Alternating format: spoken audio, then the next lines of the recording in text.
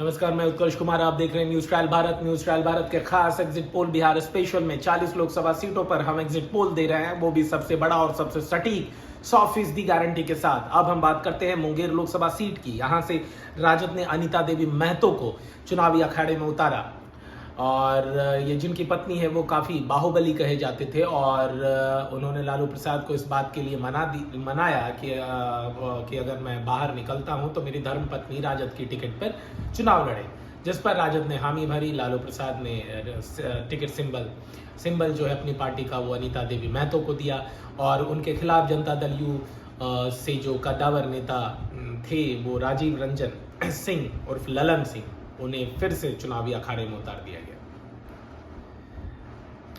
5वें चरण में 20 मई को मुंगेर लोकसभा सीट पर वोटिंग हुई। वोटिंग में 55.55% वोटिंग हुई। पिछले लोकसभा चुनाव में 56% की वोटिंग हुई थी, तो आधे फीसदी के आसपास कम वोटिंग हुई। यहाँ पर बात करें तो 2019 में जनता दल यूनाइटेड के राजीव रंजन सिंह उर्फ ललन सिंह ने लोकसभा चुनाव जीता था, वो निवर्तमान सांसद भी हैं।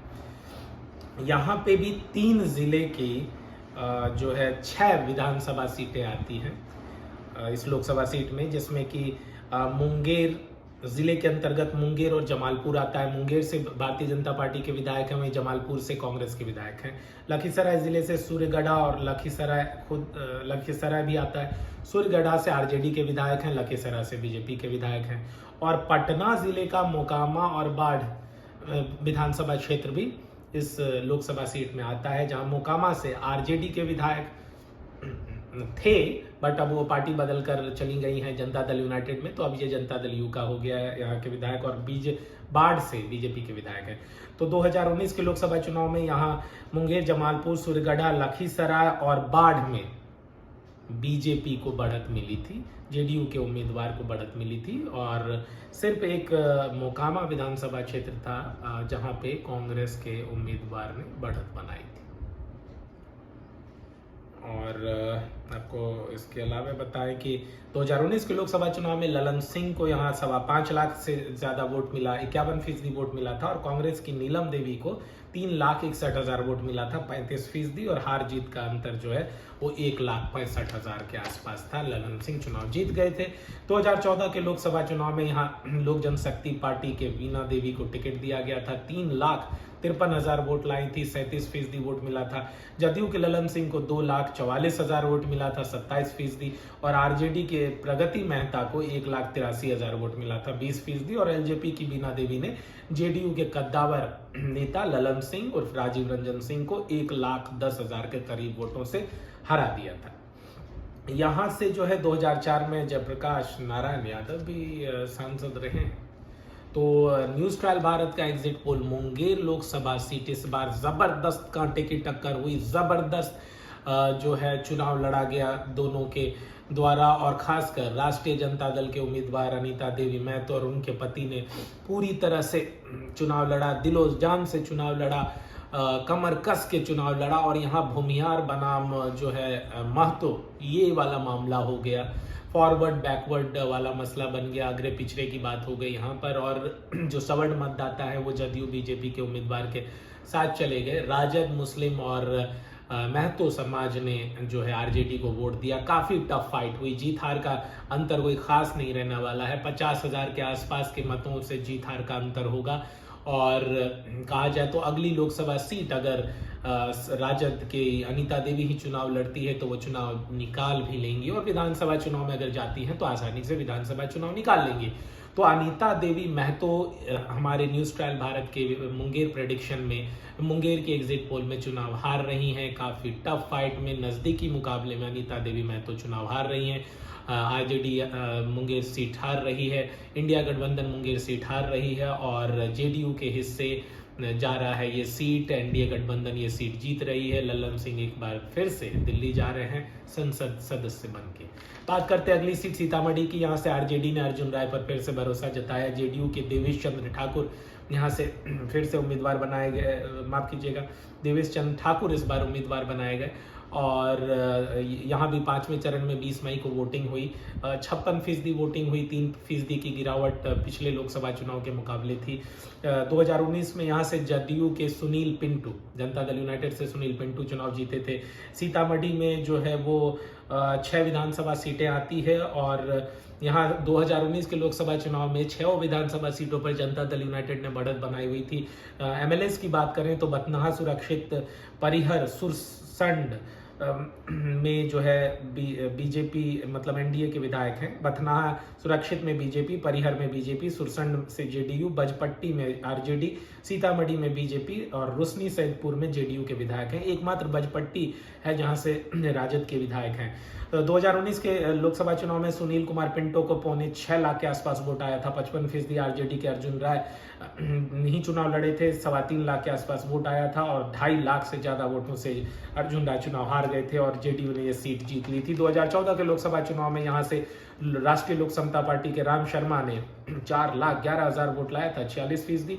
आरजेडी के सीताराम यादव को 3.25 लाख के करीब वोट मिला था और जेडीयू के अर्जुन राय 97,000 वोट लाए थे और 2.5 लाख वोटों से राष्ट्रीय लोक समता पार्टी इस चुनाव को जीत गई। न्यूज ट्रायल भारत के प्रेडिक्शन में सीतामढ़ी सीट इस बार फिर से जाती हुई आराम से 100% गारंटी के साथ और ये देवेश चंद ठाकुर के इससे जा रही है। सीतामढ़ी सीट जेडीयू जीत रही है, सीतामढ़ी सीट एनडीए जीत रही है, सीतामढ़ी सीट जो है वो आरजेडी हार रही है, सीतामढ़ी सीट इंडिया गठबंधन हार रही है और 100% गारंटीड सीट है। 1 लाख के करीब हार जीत का मार्जिन इस बार रहने वाला है सीतामढ़ी लोकसभा सीट में। मुंगेर सीट पर भी हम 100% गारंटी दे रहे हैं कि वो जेडीयू के ललन सिंह वो चुनाव जीत जाएंगे। अब हम बढ़ते हैं मधुबनी सीट पर। यहाँ पे कुछ दिन पहले ही राजो छोड़ के और नाराज चल रहे जो पूर्व सांसद थे अली अशरफ फातमी, उन्हें फिर से आरजेडी ने सिंबल दिया। अली अशरफ फातमी को दरभंगा की बजाय इस बार मधुबनी भेज दिया गया। बीजेपी से अशोक कुमार यादव जो कि हुकुम देव नारायण यादव धुरंधर समाजवादी सांसद और बीजेपी के यादव सांसद हमें कई वर्षों से चुनाव जीतते रहे हैं, उनके पुत्र को टिकट थमाया गया। अशोक कुमार यादव ये निवर्तमान सांसद भी हैं। 2019 में जब हुकुम देव नारायण यादव का टिकट कटा था तो उनके पुत्र को ये टिकट दे दिया गया था और अशोक कुमार यादव ही 2019 से सांसद भी रहे हैं, निवर्तमान सांसद हैं। 5वें चरण में 20 मई को यहाँ चुनाव हुआ, 53% वोटिंग हुई और करीब 1% यहाँ पे वोटिंग परसेंटेज गिरा। 2019 के लोकसभा चुनाव में यहाँ पे 6 की 6 जो विधानसभा सीटें हैं उस पर बीजेपी ने बढ़त बनाए रखा था। यहाँ पे दरभंगा जिले की केवटी और जाले विधानसभा सीटें आती हैं, दोनों जगह से बीजेपी के विधायक हैं। मधुबनी की हरलाखी से जेडीयू के विधायक हैं, बेनीपट्टी बिस्फी से बीजेपी के विधायक और एकमात्र मधुबनी विधानसभा है जहां से आरजेडी के विधायक हैं। 2019 में अशोक कुमार यादव को यहां तकरीबन 6 लाख वोट 62% वोट मिला था। वीआईपी के बद्री कुमार पूर्वे को 1.25 लाख के करीब वोट मिला था और 4,55,000 वोट से अशोक कुमार यादव यहां चुनाव जीत गए थे। और यही बता रहा है कि अशोक कुमार यादव जो कि हुकुमदेव नारायण यादव के पुत्र हैं, तो यादवों में भी अच्छी पैठ है। हुकुमदेव नारायण यादव की यादवों का वोट टूटता है और बीजेपी के हिस्से जाता है मधुबनी में। हालांकि इस बार अली अशरफ फातमी ने काफ़ी माइन्यूट लेवल पर यहाँ पे चुनाव लड़ा है, काफ़ी अच्छा बूथ मैनेजमेंट भी था और इलेक्शन कैंपेन और मैनेजमेंट भी काफ़ी उम्दा किया था। हिंदू मुस्लिम वाला भाव यहाँ नहीं हो पाया, हिंदू मुस्लिम का बंटवारा नहीं हो पाया।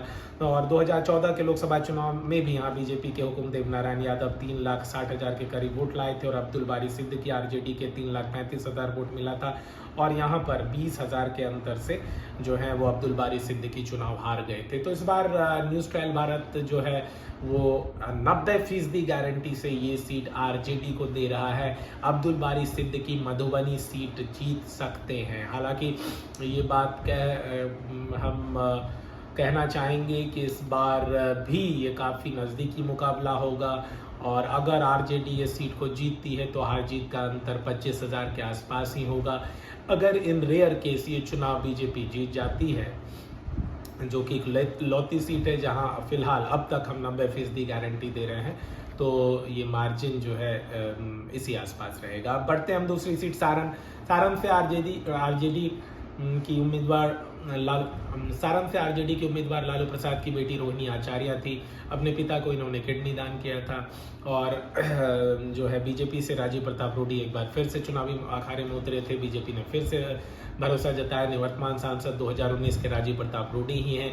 राजीव प्रताप रूडी और पप्पू यादव के बीच जो है कोरोना के समय काफ़ी एक मामला राजनीतिक तूल पकड़ा था, जिसके बाद राजीव प्रताप रूडी की जो राजनीतिक हैसियत है उसमें थोड़ी सी गिरावट आई थी।